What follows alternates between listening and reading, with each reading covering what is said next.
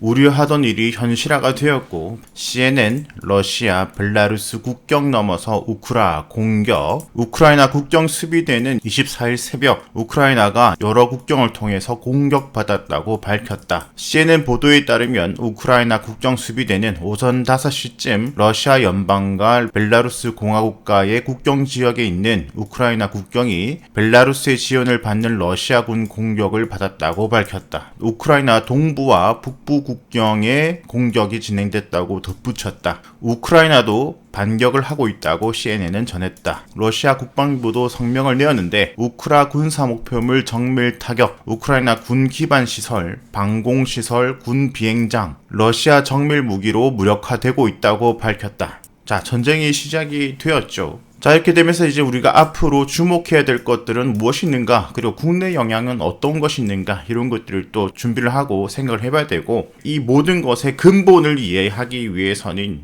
푸틴의 마음을 읽어봐야 되겠죠. 푸틴의 진짜 목적이 무엇인가? 지금 대내외적으로는 나토의 확장 때문이죠. 나토가 우크라이나까지 진입을 하지 못하도록 나토의 팽창을 더 이상 막기 위해서라는 것이 러시아의 대내외적인 목적으로 보여지지만 우리는 이 정치인에 대해서 잘 알아야 됩니다. 정치인이든 누구든 인간은 이 이득이 의해서 움직입니다. 나에게 이득이 있기 때문에 정말 가긴 회사도 출근을 하는 것이고, 내가 대학을 가야 되기 때문에 가기 싫은 학교에 가야 되는 것이고, 내가 돈을 벌어야 되기 때문에 손님들의 진상을 참으면서 장사를 하는 것이죠. 이 모든 행동에 이득이라는 것이 빠져버리면은 이 사회는 아마 돌아가지 않을 겁니다. 사실 모두가 이득으로 돌아가고 있죠. 이 이득의 정점에 있는 것이 바로 이 정치 집단이 됩니다. 푸틴은 정말 나라를 사랑해서 이 러시아를 지키고 싶어서 나토의 확장을 반대를 할까요? 시진핑은 중국을 너무 사랑해가지고 미국과의 대립각을 만들까요? 김정은은 북한을 너무 사랑해가지고 핵을 만들까요? 북한을 지키기 위해서 핵을 만들까요? 이들에겐 국가의 이득보다 개인의 이득이 더 중요한 사람들입니다. 그 개인의 이득을 달성하기 위해서 정치적 이슈는 이용수단일 뿐인 것입니다. 그 개인의 이득을 위해서 정치적 이슈는 조금 더 키우고 여론몰이와 선동을 해서 본인의 목적을 이루기 위한 타당성을 만드는 것이죠. 국민들은 거기에 이용수단으로 사용이 되는 것이고, 국민들은 거기에 선동이 된지도 모르는 것이고, 공격은 했지만 푸틴 돈바스에서 군사작전 우크라 점령 계획 없다. 이거 뭐 입에서 방구가 나온 건가? 똥인가?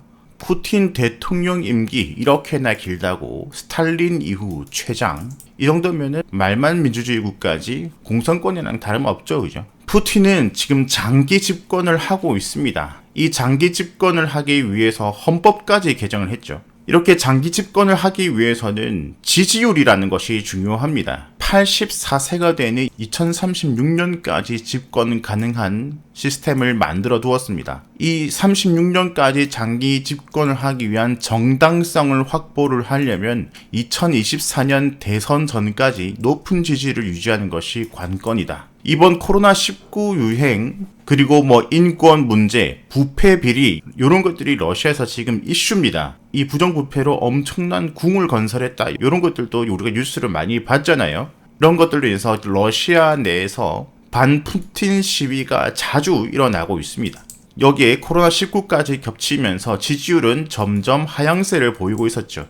러시아 여론조사 기관에 따르면은 푸틴의 지지율은 69%로 지난해 11월 러시아의 우크라이나 침공설 확산 이후에 6% 올랐다. 자, 침공설이 나오고 난 다음에 지지율이 6%가 올랐다는 거죠. 자, 이것은 과거에도 푸틴은 써먹은 행동입니다. 2014년 크림반도 사태죠. 러시아가 크림반도를 병합하자 그 전까지 60%대였던 지지율은 80% 이상으로 급등을 했다. 이러고 난 다음에 헌법 개정까지 들어가서 장기 집권의 발판을 마련을 한 거죠. 이 지지율을 기반으로. 이 푸틴은 전쟁의 맛을 아는 사람이고 전쟁의 맛으로 대통령이 된 사람입니다. 정치 신인이던 푸틴이 대통령이 될 수 있었던 것 자체가 전쟁 덕분이라는 평가도 있다. 1999년 8월 분리 독립을 원하는 무슬림 체첸 전쟁이 발발하자 이때 푸틴이 총리로 발탁이 되었고, 이 체첸과 전쟁이 승리로 끝나고 난 뒤 푸틴의 인지도, 지지도가 높아지면서 그 여세로 바로 대통령으로 당선이 되었죠. 푸틴은 이번 전쟁으로 인해서 일석이조를 노리는 것이 목적이 됩니다. 대내외적으로는 우크라이나의 나토 가입 반대를 외치고 이것이 협약이나 우크라이나의 항복으로 성사가 되면은 러시아 국민들에게 자긍심과 리더십이라는 것을 보여주게 되고, 하지만 그것은 푸틴의 도구일 뿐이라는 거죠. 푸틴이 정말 나라를 사랑하고 러시아를 사랑해서 우크라이나의 나토 가입을 반대를 한다? 그것은 대내적인 것이고, 이렇게 협약을 이끌어내고 또는 전쟁을 일으키게 되면은 국민 단결, 지지율 상승, 요것이 진짜 목적이 되는 것이죠. 즉, 우리는 이 사태가 더 커지지 않거나 이 사태가 진정되기 위해서는 중요한 조건이 있다라는 것을 알게 됩니다. 이 사태가 진정되기 위한 절대적인 조건은 우리가 이 이득이 무엇일까를 찾아보면서 밝혀낸 그 진실, 푸틴의 목적이 달성이 되면은 이 사태는 진정될 가능성이 높아지겠죠. 푸틴의 목적이 무엇인가? 일석이조 중에 진짜 조건, 바로 푸틴의 지지율 상승이 되겠죠. 이 진짜 이유는 미국도 알고 있고 EU도 알고 있고 그 어떤 나라의 수장들도 이 진짜 목적이 무엇인지 알고 있습니다.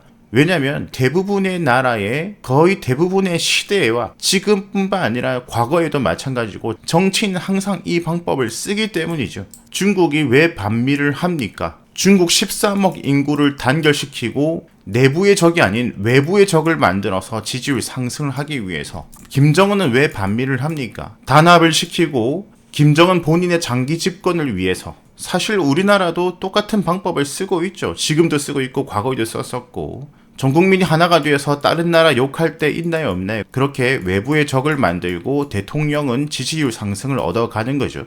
이렇게 정치인의 욕심에 의해서 죄 없는 국민들만 고통을 받게 되는 거죠. 이 사태 진정 조건이 무엇인가?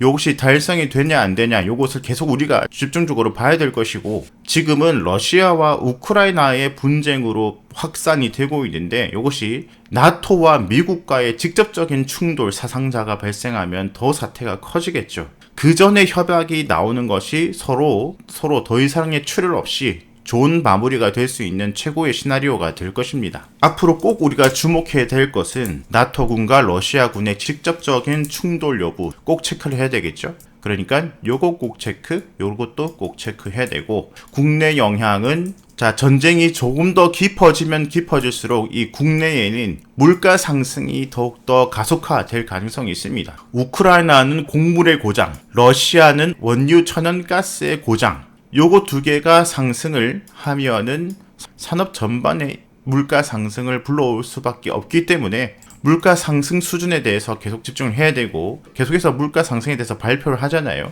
시장 지표를 함께 볼 필요가 있고, 그렇게 되면은 물가 상승 인플레이션 관련주에 집중할 필요가 있겠죠. 이렇게 전쟁 골이 더 깊어지면서 양대 지수 코스피 코스닥 지수가 전저점 이탈을 하고 외국인 매도세가 깊어지면은 추가적으로 약 10%의 추가 하락 정도도 염두를 해둬야 되겠습니다. 크림 반도 사태 때를 우리가 참고를 해볼 수가 있는데, 코스피 월봉 차트를 한번 보고요. 2014년이 크림 반도 사태 시기였죠.